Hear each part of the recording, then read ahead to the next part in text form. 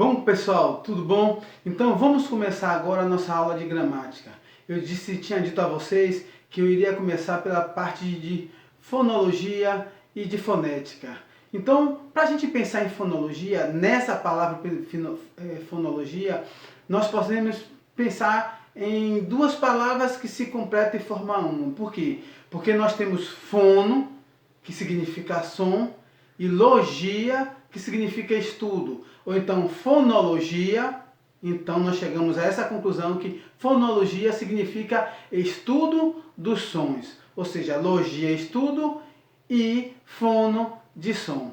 Então a gente começa aí a desvendar, nós começamos a pensar que na gramática, para que se houvesse a palavra, o estudo dessa palavra, o estudo das palavras começa pela fonologia, que é o estudo da palavra. Então alguém teve a ideia lá de começar a estudar sobre esses sons produzidos pelo ser humano desde quando nasce. Porque quando nós nascemos, aí é ciência de todos, nós não nascemos sabendo escrever.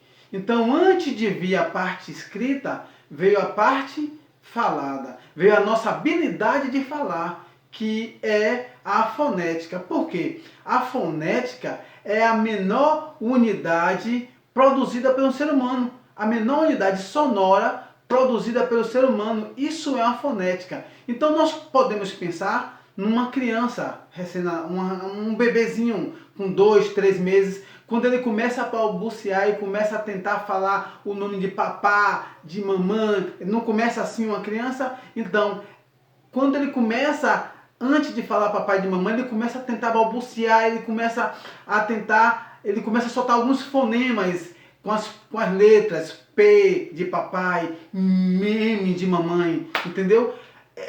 Esse fonema é o menor som produzido pelo ser humano, que aí sim começa a formar as palavras. Então, antes de escrever, o ser humano, na fase bebê, ele começa a falar. Se você der uma caneta, der um papel a um bebê, ele não vai conseguir escrever nada, porque a escrita, ela vem após o fonema, ela vem após a palavra. Então a fonologia é justamente a ciência que estuda todo esse trabalho, todo esse processo de formação das palavras. Entendeu? Então, não vamos nos esquecer. Fonema é diferente de grafia. O fonema é o som. A parte da grafia, a parte escrita, é a parte das letras. Então, nós entendemos o estudo da fonologia e por aí nós vamos começar a desenvolver esse trabalho sobre a gramática. E o que seria fonética, então? A fonética é exatamente a parte gramatical, o sistema gramatical que estuda o som das falas. Essa é a fonética. Então, quando você ouvir falar sobre fonologia, você entende que é o estudo dos sons. E a fonética é a parte da gramática. Aí a gente pode falar da gramática brasileira, né? Da gramática do Brasil, já que nós somos brasileiros, nós falamos o português. A fonética é a parte que estuda justamente esses sons, os sons da letra, o som que cada letra produz. Por exemplo, nós podemos pensar na palavra carro. Carro, veja como é que é interessante. Carro, como é que se escreve carro? C-A-R-R-O. Mas na fonética, a palavra começa com K. Que letra é que nós poderíamos, então, perceber quando nós falamos? Nós falamos o K e não o C. Então, foneticamente, deveria ser escrito, por assim dizer, entre aspas, K-A-R-R-O. Mas não é assim. É carro. Por quê? Porque foi se convencionado e nos estudos das palavras o nome carro ficou com C-A-R-R-O. Então esse é o estudo dos fonemas, é a fonologia, é a fonética, tudo envolvido para que a gente possa entender a gramática, para que a gente possa entender como o ser humano começa a estabelecer e ainda a desenvolver a fala e desenvolver também a parte escrita. Então, a fonologia estuda os fonemas das línguas, como se formam as palavras, cada palavra, como esse som ele se encaixa dentro do alfabeto, como esse som se encaixa dentro do alfabeto. Vamos pensar então agora na palavra casa. Quando você fala a palavra casa, você começa a dizer, o primeiro fonema é k. Juntando com a letra A, fica K. Perceberam? Quando o restante da palavra casa, como você vai falar casa, esse S acaba sendo no fonema com som de Z, casa, e não caça, já que é um S que se escreve casa, né? C-A-S-A, mas na fonética acaba sendo o Z. O som que sai na nossa fonética é o Z, casa. Então, quando eu produzo um som, esse som faz uma imagem na sua cabeça.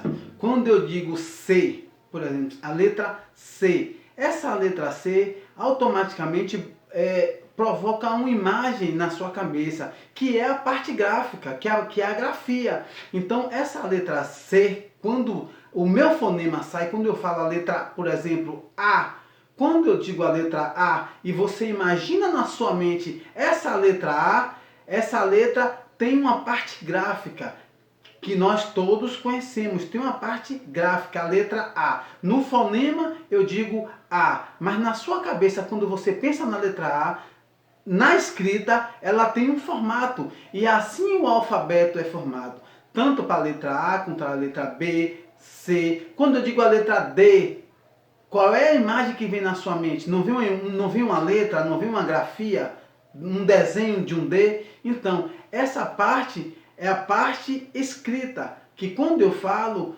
você capta, você ouve a minha palavra, você ouve a letra, e logo o seu cérebro produz uma imagem, um desenho que faz referência a essa letra que eu estou dizendo, a letra D, ou a letra E, ou a letra F, ok? Entenderam? Então assim, eu vou dizer duas palavras aqui agora e vocês vão entender como, se eu mudar apenas uma letra de uma palavra, como muda o sentido e como muda inclusive todo o formato físico da imagem que vem à sua cabeça. Por exemplo, deixa eu falar para vocês a palavra pato. Pensem na cabeça de vocês um pato. O que é um pato?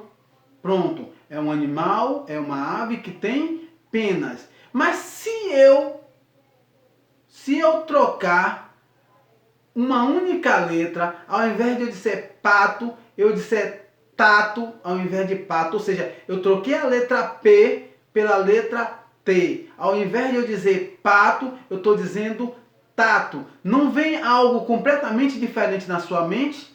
Claro que vem algo completamente diferente. Não vem mais um animal, não vem mais uma ave com penas. Mas olha que eu só troquei uma letra. A letra S, a letra P de pato, trocando pela letra T. E a palavra então que se forma é tato.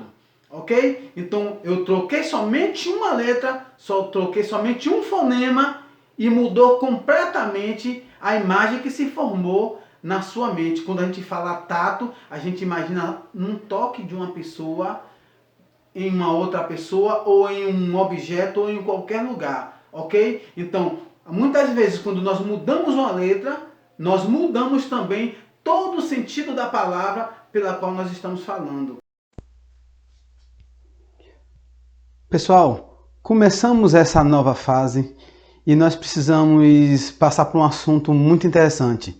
Nós vamos ver agora a diferença entre análise sintática e análise morfológica. Então nós vamos estudar agora nesse momento justamente essas duas análises, que tanto cai no vestibular, como cai no Enem, como serve para a tua vida. Então, o que significa? Quais são as diferenças entre análise sintática e análise morfológica? Vamos lá, vamos estudar. É muito interessante, vai ser muito bom a gente ter mais esse assunto, ter mais esse conteúdo em nosso curso. Análise morfológica. Vamos pensar na análise morfológica. A análise morfológica, ou análise das classes das palavras, ela estuda as palavras de acordo com a classe gramatical a que ela pertence. Substantivo, artigo, pronome, verbo, adjetivo, conjunções, interjeções, preposições, advérbios e numeral, tá bom? Então pense assim, a morfologia, ela estuda dentro das classes das palavras, ela estuda a palavra não de acordo com a sua função na frase, mas sim o que ela é de fato, né? Tá? Então a análise morfológica, quando nós fazemos uma análise morfológica, nós fazemos a análise de palavra por palavra e o significado, dizer, dessa palavra, tá? Dentro da classe gramatical. Então ela pode ser um substantivo, ela pode ser um artigo, ela pode ser um pronome, ela pode ser um verbo, um adjetivo, uma conjunção. Então ela vai ser aquilo ali. Então, se eu digo a palavra casa, a palavra casa, ela é um substantivo e ponto final. É o que ela significa dentro de uma análise morfológica. Ficou claro aí? Então, não tem muito... Vocês vão ver o quanto a uma análise morfológica é fácil. As pessoas costumam dizer que a língua portuguesa, a gramática é difícil. A gramática não é difícil, gente. A grande questão é que quanto menos você estuda, mais difícil será o assunto. Mas quanto mais você estuda, mais fácil o assunto vai se tornar. A diferença é essa entre o difícil e o fácil, é o quanto você estuda. Estude análise morfológica, estude a análise sintática, que você verá o quanto será fácil na sua vida identificar palavra por palavra dentro de uma frase, o que é que significa essas palavras, qual é a classe que ela pertence dentro de uma análise morfológica, tá? Então, vamos estudar isso aí para que definitivamente a gente derrube qualquer barreira e a gente possa entender que uma análise morfológica é uma análise que é necessária tanto para nossos estudos acadêmicos, como para concursos, como para o Enem, em qualquer área que você vai atuar, você vai precisar disso. No dia a dia, você vai precisar identificar o que é um substantivo, o que é um pronome, o que é um adjetivo, o que é uma conjunção, até mesmo para que você possa aplicar corretamente dentro da sua fala e dentro da sua escrita. Tá ok? Então vamos lá, vamos mais uma vez estudar sobre esse assunto, análise morfológica.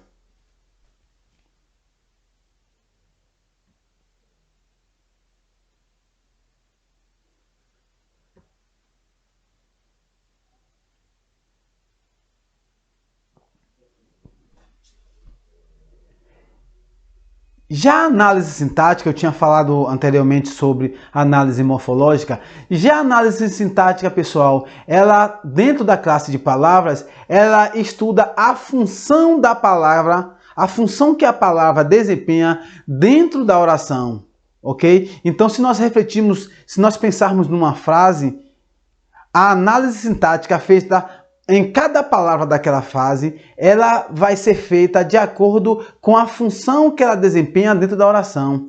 Referimos-nos ao sujeito, adjunto adverbial, objeto direto, objeto indireto, complemento nominal, aposto, vocativo, predicativo do sujeito. Então será a função que ela vai exercer, a função que a palavra vai exercer dentro da oração.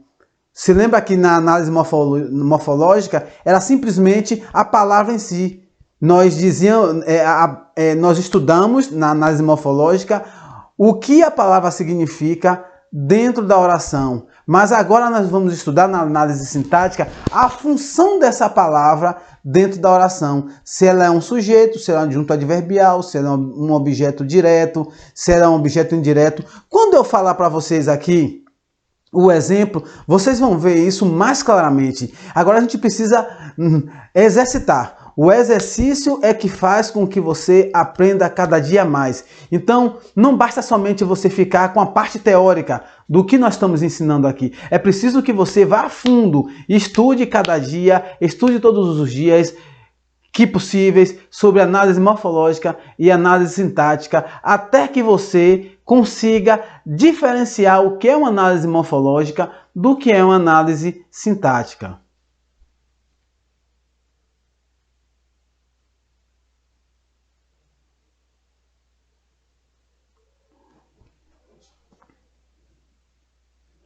Então, resumindo, a diferença entre a análise morfológica e a análise sintática, tá? A análise morfológica, cada palavra colocada em evidência, você separa. Por exemplo, eu tenho uma palavra, uma frase assim: a casa é no campo. Então a gente separa, na análise morfológica a gente separa palavra por palavra e diz o que ela é. Casa é substantivo, ok? Então por aí a gente vai. Essa é a análise morfológica. A gente pega a palavra, coloca ela em evidência, isolada, e diz qual é a sua classe, a que classe ela pertence. Já na análise sintática, nós não fazemos isso. Na análise sintática, nós analisamos a função e a relação daquele termo, daquela palavra, com outras palavras da oração. Ou seja, dentro da oração, o que é que a palavra... Quando eu digo a casa é bonita, a casa nós sabemos, nós já sabemos, né? É o sujeito.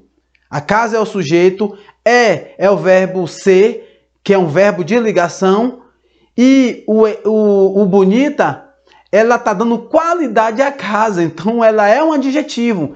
Ficou claro aí? Então, se você for pegar a análise sintática, ela tem essa diferença em relação à análise morfológica. A gente estuda a função da palavra em relação ao restante de todos os outros termos da oração, ok? Então fica aí, essa é a diferença crucial que você precisa entender.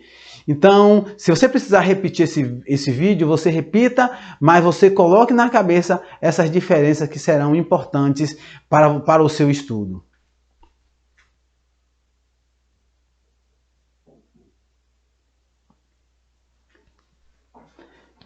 Na análise morfológica, nós temos uma frase vamos pensar numa frase assim: amanhã está ensolarada.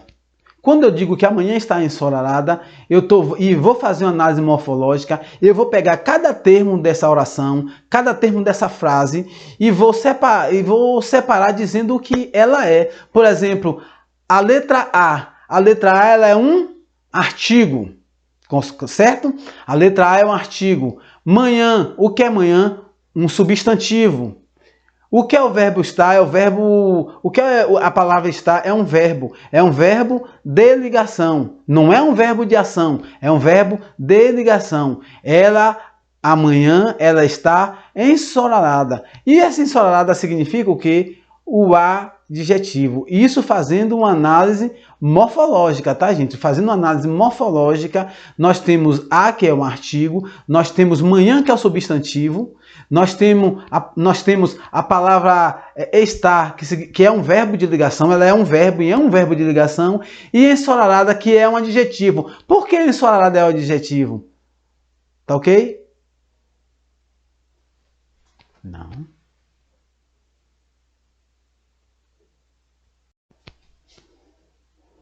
Retomando, então, a é o artigo, manhã é o substantivo, a palavra estar é um verbo e ensolarada é um adjetivo.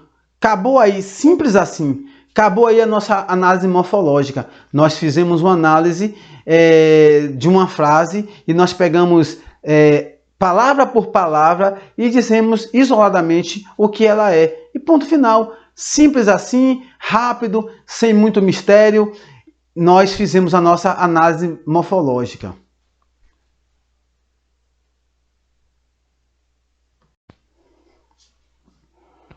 Agora, vamos fazer a nossa análise sintática, tá? nós vamos então fazer a nossa análise sintática. E pensando na nossa análise sintática, lembrem que nós, quando falamos em análise sintática, nós analisamos a oração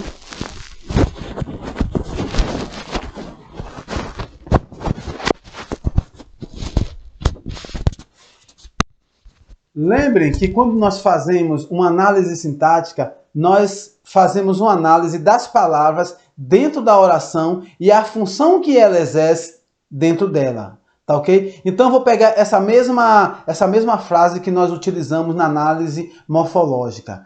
Amanhã está ensolarada. Quando eu vou fazer uma análise sintática, essa função da palavra, a função da palavra, assim, quando eu digo amanhã, amanhã significa um sujeito simples, tá? Sujeito simples. Quando eu digo está ensolarada, eu estou falando do predicado. Amanhã é o sujeito e predicado é está ensolarada. E aí você pode fazer aquele velho teste como todo mundo faz. O que está é fazer pergunta ao verbo, né? Nós aprendemos dessa forma e vale até hoje para os nossos dias. Fazer pergunta ao verbo. Quem está ensolarada? Quem está ensolarada é a amanhã. Então, o sujeito é amanhã e o nosso predicado é está ensolarada.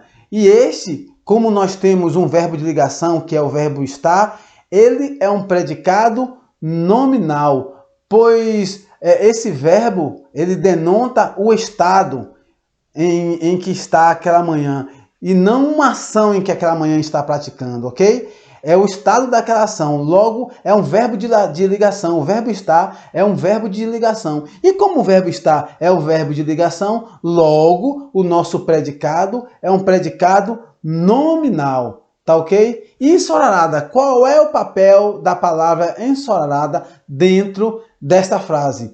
Fazendo uma análise, repetindo uma análise sintática. Ensolarada, ela é um predicativo do sujeito, porque ela é um predicado e ela faz referência ao sujeito. Porque se você for parar para pensar, quem é que está ensolarada? É o estar? Não, é amanhã. E quem é o sujeito? Amanhã. Então, se ensolarada está fazendo referência à palavra amanhã, e essa palavra amanhã é um sujeito, então nós temos um predicativo do sujeito, pois ela revela uma característica, uma qualidade da manhã. Amanhã é quem está ensolarada, entendeu? Então, fazendo uma análise simples, uma análise sintática simples, nós temos justamente essa análise. Amanhã sujeito simples. Está ensolarada é o nosso predicado nominal, porque nós temos aí um verbo de ligação, ligando a palavra amanhã à palavra ensolarada, tá ok? Ela mostra o estado como amanhã está, e ensolarada, ela demonstra pra gente que esse predicado está dando uma qualidade, uma característica da palavra amanhã. Então ela é um predicativo do sujeito. Então essa é a nossa análise sintática. Difícil, gente? Claro que não. Mas os exercícios é que vão colocar para vocês toda essa capacidade de você detectar, de você olhar para uma frase, para qualquer frase, seja ela qual for, e dizer, fazer uma análise morfológica e dizer o que é cada termo da frase. Fazer uma análise sintática e observar cada termo. Para que isso serve? Para tudo. Como eu disse a vocês, a língua portuguesa, ela serve para tudo em tua vida, para tudo em nossa vida. A língua portuguesa é o que nós temos, é a nossa língua materna. Então, o teu concurso, o teu vestibular, o Enem, ele vai explorar bastante isso aí. O Enem vai explorar de você bastante o seu conhecimento em termos de uma análise. Você vai precisar fazer uma análise sintática e uma análise morfológica para saber das questões que são colocadas aí. Você pode colocar A, B, C, D, F, E, G, H e ele vai deixar uma questão que é a correta e você vai poder assinalar essa questão, entendeu? Então ela vai dizer assim, dentro da frase acima, qual delas apresenta corretamente análise sintática no que diz respeito a um predicativo do sujeito? Qual frase, qual palavra é um predicativo do sujeito? Se você estudou, você vai acertar e você vai gabaritar e assim você vai pontuar na sua prova. Se você não estudar, aí vai ficar cada vez mais difícil, ok? Então está aí a diferença entre análise sintática e análise morfológica. Aproveite para estudar, aproveite para fazer exercícios, que quanto mais você fizer exercícios, mais simples e mais fácil ficará para você identificar a diferença em análise morfológica e análise sintática.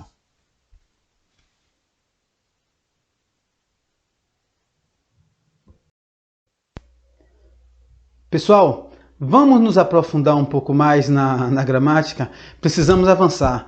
E a gramática ela traz uma infinidade. O assunto da gramática ela parece que é interminável. Sempre tem algo que nós precisaremos estudar. Então nós vamos mergulhar um pouco mais, vamos nos esforçar, vamos mergulhar um pouco mais no assunto da gramática. No assunto dentro da gramática. Então, assim, vamos estudar agora, nesse momento, sobre o predicado nominal. Os tipos de predicado. Nós temos 3 tipos de predicado. Quais são? O predicado verbal, o predicado nominal e o predicado verbo nominal. Mas, nesse momento, nós vamos estudar sobre o predicado nominal. Então, para a gente conceituar o predicado nominal, tá? Primeiro ponto, o predicado nominal é aquele que o nome a palavra que não é verbo é mais importante. Ou seja, o verbo ele não é o mais importante, tá? Ocorre quando o núcleo da oração é o predicativo do sujeito, ou quando a palavra mais importante dentro da oração é o predicativo do sujeito. O núcleo do predicado é um substantivo. Ele pode ser um substantivo, ele pode ser um pronome, tá? Pode ser um substantivo, pode ser um pronome, pode ser uma outra palavra, tá? Pode ser um adjetivo.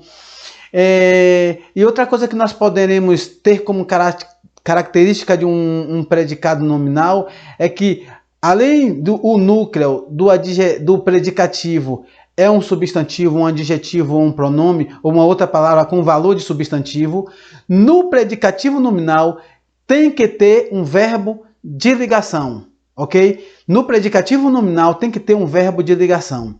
Então, as características de um predicado nominal é essa. O verbo não é o mais importante, tá? O verbo ele não é o mais importante e ele ocorre quando o núcleo da oração é o predicativo do sujeito. Ou seja, além de o verbo não ser mais o importante, o núcleo da oração é o predicativo do sujeito. E eu vou te dizer já exemplificando que você vai identificar o predicativo do sujeito como mais importante dentro da frase. E outra coisa, tem que ter verbo de ligação. Esses são os 3 pontos principais que você precisa gravar, que nós precisamos gravar em nossa mente. Tem um verbo de ligação, o núcleo não é o verbo, a palavra mais importante não é o verbo, o mais importante é o predicativo do sujeito. Isso aí nós precisamos ter em mente para que nós tenhamos um predicado nominal. Vamos lá, vamos pensar numa frase bem simples, bem fácil, não vamos complicar nada não, vamos colocar algo que seja fácil para a gente identificar com facilidade, tá bom? Vamos pensar assim na frase, Eduardo é inteligente, tá? Quem é o meu sujeito?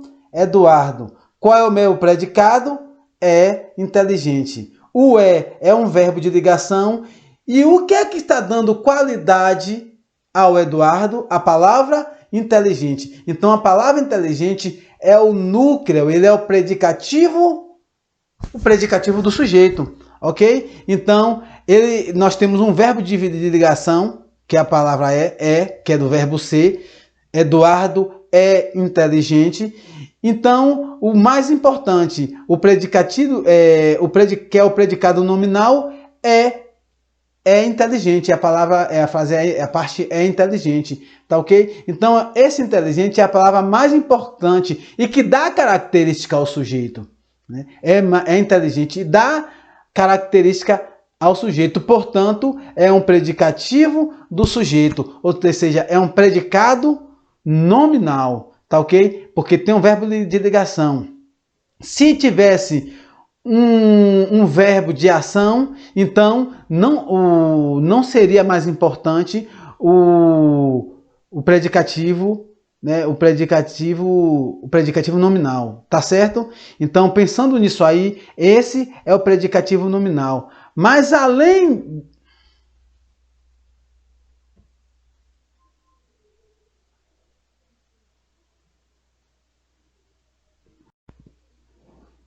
Bem, e o que seria então o predicado verbal? O predicado verbal, diferente do predicado nominal, o verbo significativo tem um verbo que ele é significativo e ele exprime uma ação, né? Ele exprime a ação ou um fenômeno da natureza.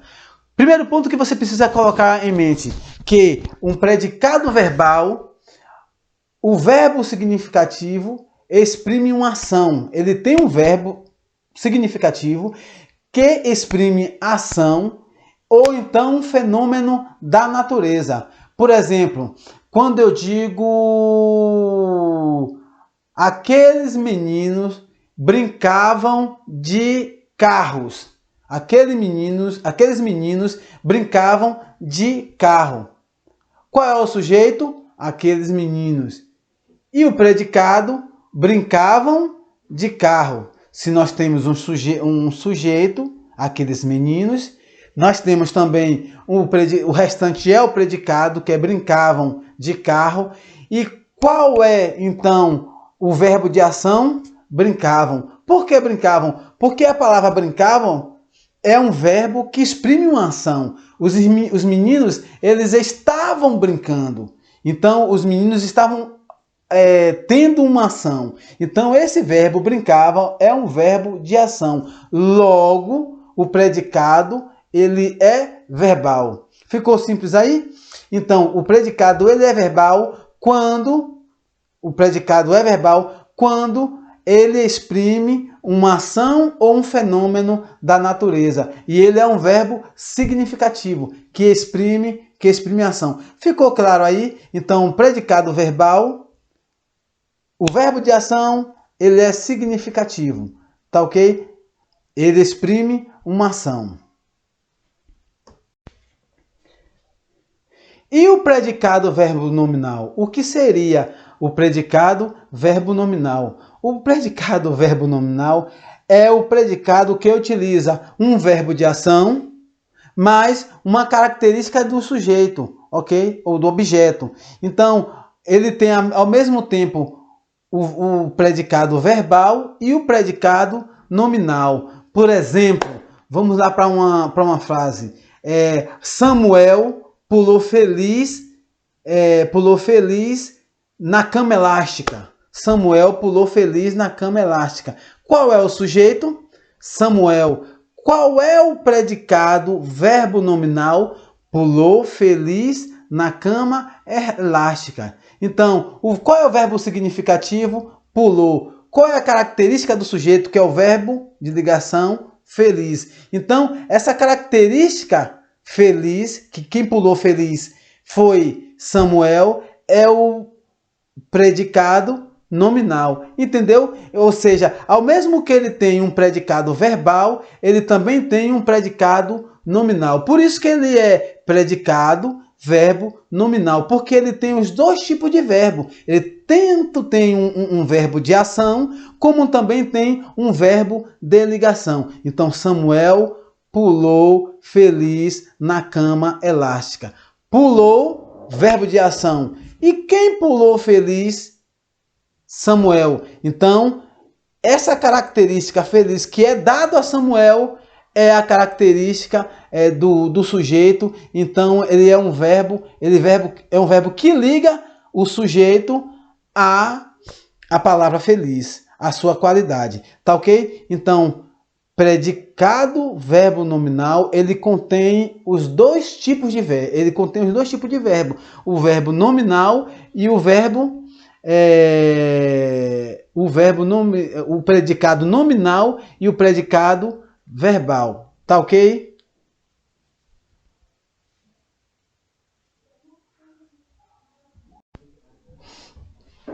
Deixa eu colocar para vocês mais uma frase aqui para poder até enriquecer o nosso estudo. Quando eu digo assim, os alunos pediram mais aula. Os alunos pediram mais aula. Esse verbo que exprime, esses verbos pediram, é um verbo que exprime ação. O núcleo do verbo é uma ação. Ação pediram, os alunos foram lá e pediram. Então esse pediram é um verbo de ligação, portanto, é um verbo de ação. Portanto, o predicado é verbal. Toda vez que eu tiver um verbo de ação, o predicado é verbal.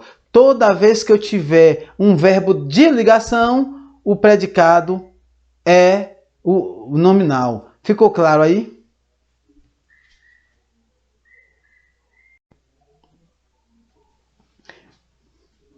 Então vamos lá.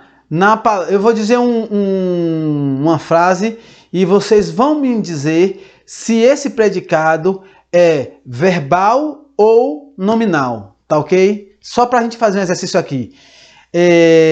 Os alunos estavam preparados. Vou dar um tempo.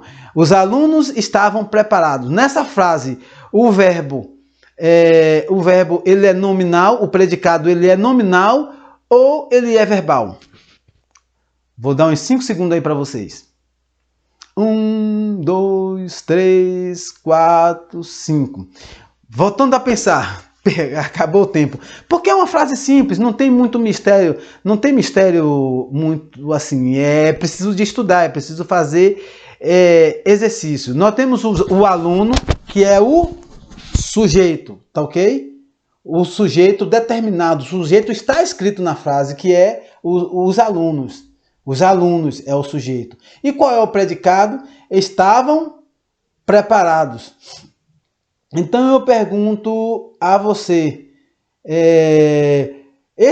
essa palavra estavam é um verbo de ação ou um verbo de ligação? Então a gente chega à conclusão que essa palavra estavam é do verbo estar, é um verbo de ligação, porque ele não exprime ação, eles apenas estavam preparados. E quem é que estavam preparados? Os alunos. Então essa palavra aí, estavam, é um verbo de ligação. E aí a gente pode pensar que o sujeito está determinado, que são os alunos.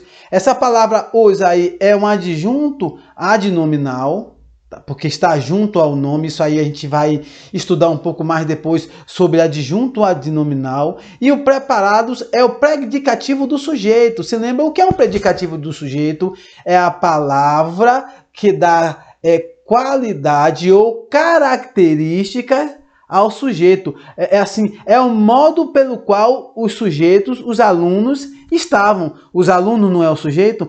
Então, os alunos, eles estavam o quê? Preparados. Então, esse preparados é o modo pelo qual os alunos estavam. Simples assim. Então, ele é um predicativo do sujeito. É uma característica atribuída ao sujeito. Isso aí vocês não podem esquecer.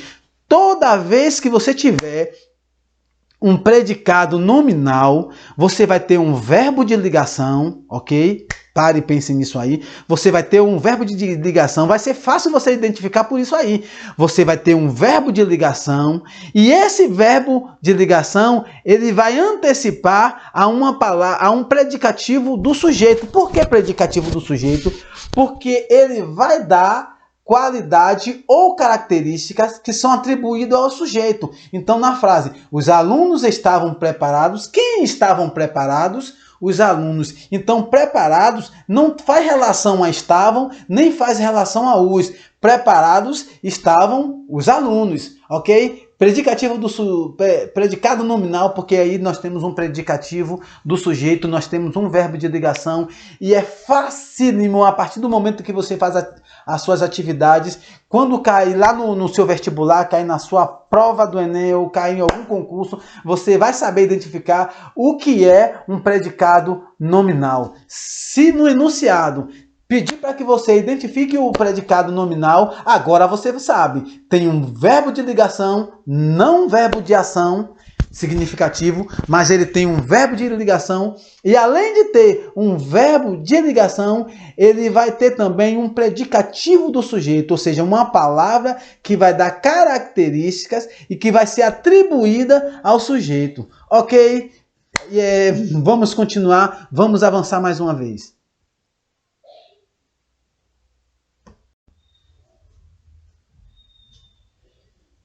Pessoal, vamos continuar nos aprofundando no nosso estudo da gramática da língua portuguesa. E para isso, claro, eu queria falar sobre um assunto agora muito importante para vocês, que são as conjunções coordenativas. O que são conjunções coordenativas?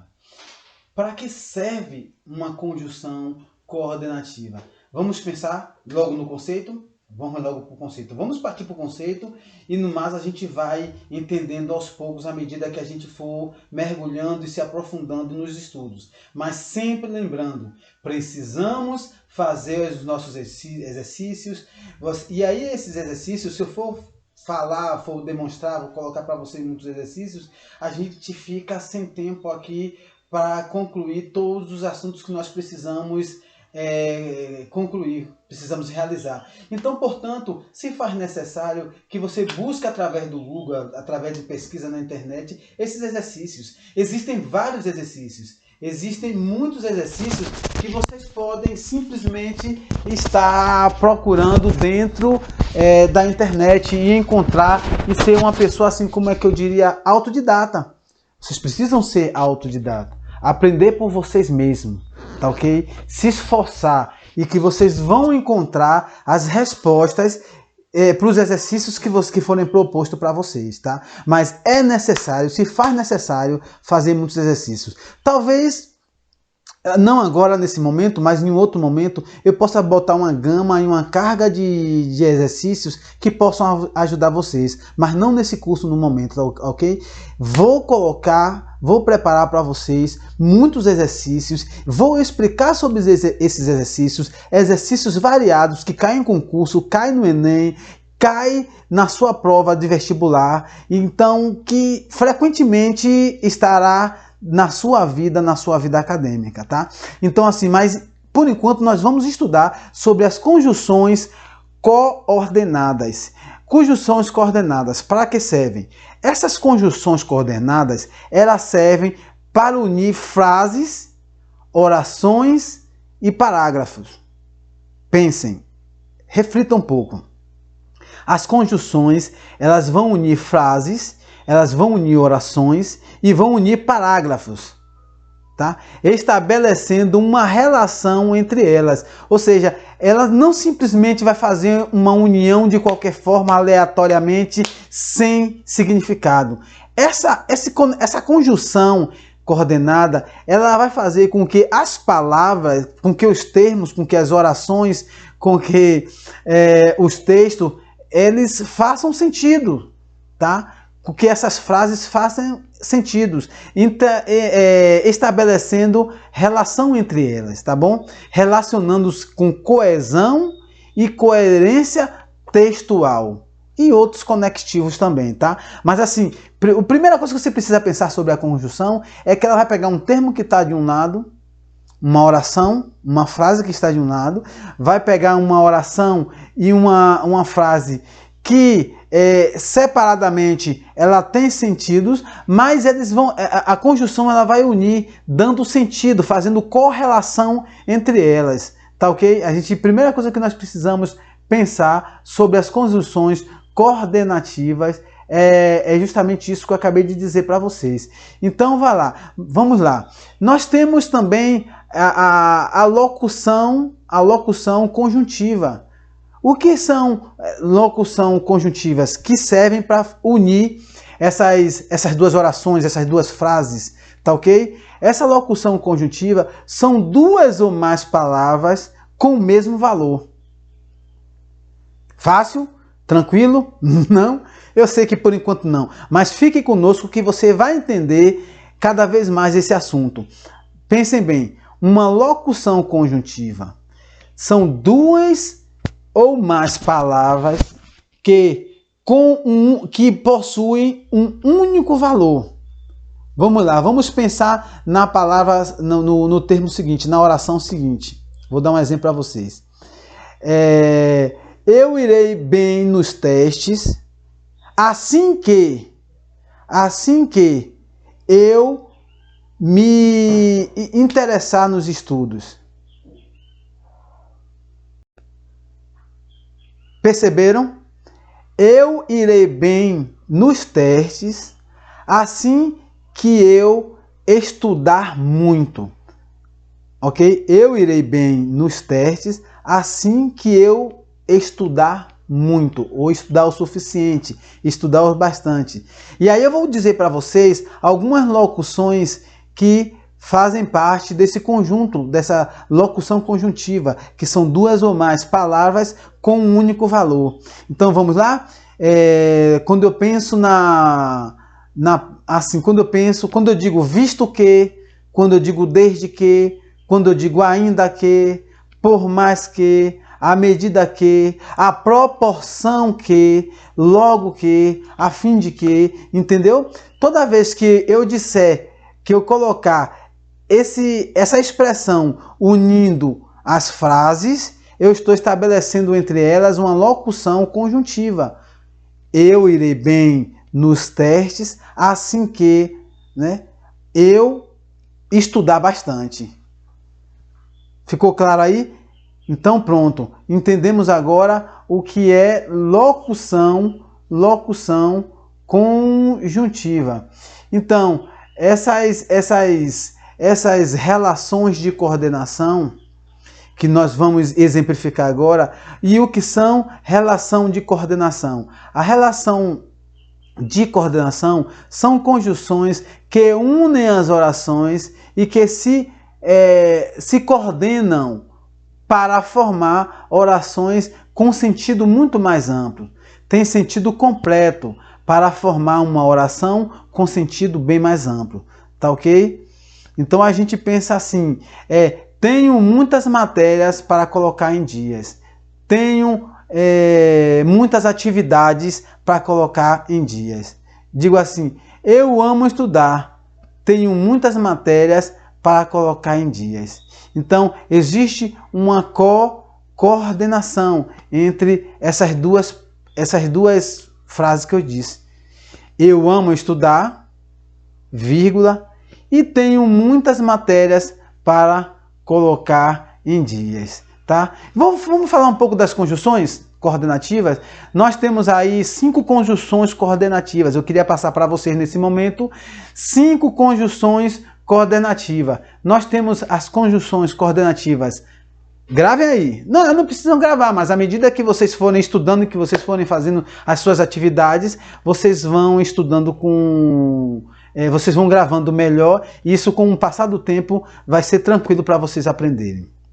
Nós temos conjunções coordenativas, nós temos conjunções que, além de elas serem coordenativas, nós temos 5 exemplos, vou citar 5 exemplos para vocês, que são as aditivas, as adversativas, as alternativas, as conclusivas e as explicativas. 5, correto? Gravou aí? Então, o que são relações, como eu posso dizer sobre essas relações? Falando sobre, em primeiro lugar, eu gostaria de falar sobre logo a que eu disse a princípio, aditivas. Aditiva vem de quê? Somatório. E o somatório de quê? De ideias. Ok? Por exemplo, eu viajarei e conhecerei o mundo inteiro. Então, além de viajar, ele acrescenta que irá conhecer o mundo inteiro. Perceberam? Então, ele adiciona uma nova informação, e essa é uma conjunção aditiva. Qual é aí a conjunção aditiva que exprime aí? A conjunção e, tá? A conjunção e, que é uma conjunção que ela soma, ela traz uma ideia de que venha algo que venha somar, que venha adicionar aquela informação anterior, tá? Eu viajei muito, vocês entenderam? Ou eu viajei, ponto, e conheci o mundo, ou seja, ele adicionou mais esse termo, conheci o mundo. Vamos lá, vamos à próxima, vamos dar um próximo exemplo. As conjunções adversativas. O que é uma conjunção adversativa?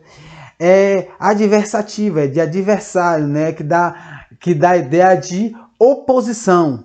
Então, essa conjunção, ela vai se opor à primeira ideia. A segunda conjunção, a segunda oração, vai dar uma ideia de oposição à primeira oração. Tá ok? Quando eu digo assim, eu amo meu irmão, porém, ele estará na festa. Quando eu digo, eu amo meu irmão, porém, ele estará na festa, esse porém, eu estou estabelecendo uma ideia de oposição à primeira oração. Porque além de eu amar meu irmão, eu amo meu irmão, mas ele vai para a festa. Como se eu estivesse dizendo, eu não queria que ele estivesse na festa. Eu amo ele, mas eu não queria que ele estivesse na festa. Ou seja, ele se opõe, o segundo termo se opõe ao primeiro. Ficou tranquilo aí? Ficou mais fácil aí? Então é adversativa. Quais são as conjunções adversativas que fazem oposição? Por exemplo, eu tenho o mais, tenho o porém, tenho o entretanto, tenho todavia, tenho contudo. Então são expressões que nós colocamos nas frases para dar uma ideia, uma ideia de oposição ao termo inicial, ao termo anterior. Eu amo meu irmão, mas ele faz a festa. Ok? Eu estou me opondo, eu estou estabelecendo uma oposição. Tá certo? Alternativa. O que seria essa conjunção coordenada alternativa? Por exemplo, vamos pensar numa frase. Deixa eu pensar uma aqui bem legal para vocês. Eu farei uma lasanha. Eu irei fazer uma lasanha ou irei escrever um livro. Alternativa. Ou eu vou fazer uma coisa, ou eu vou fazer uma lasanha, ou eu vou escrever um livro. Entenderam aí? É uma conjunção alternativa. Eu estou falando de uma alternativa. Ou eu faço uma coisa, ou eu faço outra. Ok? Então a alternativa ficou bem fácil também. Cai muito nos vestibulares e nós precisamos identificar. Mas além da alternativa, nós temos uma conjunção que ela é a conclusiva. Quando eu digo assim, eu amo estudar. Portanto, né? Eu amo estudar. Portanto, irei passar de ano. Vamos pensar nessa frase? Eu amo estudar. Portanto, irei passar de ano. Ou seja, como resultado, conclusivo, o resultado de eu amar estudar é que eu vou acabar indo bem nas provas e passando de ano, ok? Então, quando eu digo assim, a conclusiva, outros termos conclusivos, logo, por isso, portanto, que foi que eu coloquei agora, eu amo estudar, portanto, irei bem nas provas ou irei passar de ano. Eu amo estudar, logo vou passar de ano. Eu amo brincar, por isso escolhi tal brinquedo. Escolhi um carro, escolhi o videogame para brincar, ok? Então ele faz uma conclusão. Entenda, não é uma explicativa, é uma conclusão. Eu estou estabelecendo uma conjunção de conclusiva, porque ele tem como resultado o fato de eu ter estudado. Então, logo, eu estudei, e como eu estudei, concluindo, eu vou passar de ano, tá ok? Mas além da conclusiva, nós temos mais uma outra para finalizar essas conjunções. Nós temos a conjunção explicativa. Conjunção explicativa. Vou dar um exemplo aqui, vamos estabelecer um exemplo. Se vista a sua roupa da escola, porque você hoje vai estudar. Não, vou pensar em outra melhor. Arrume sua mochila, porque hoje você vai para a escola. Pronto. Arrume sua mochila, porque hoje você vai para a escola. Então, quando eu digo assim, arrume sua mochila, meu filho pode me dizer assim, para que eu vou arrumar a mochila, meu pai? Aí por que eu tenho que arrumar a mochila? Aí eu vou dizer para ele, você tem que arrumar a mochila porque você vai para a escola, entendeu? Então existem algumas conjunções explicativas, por quê, que, pois.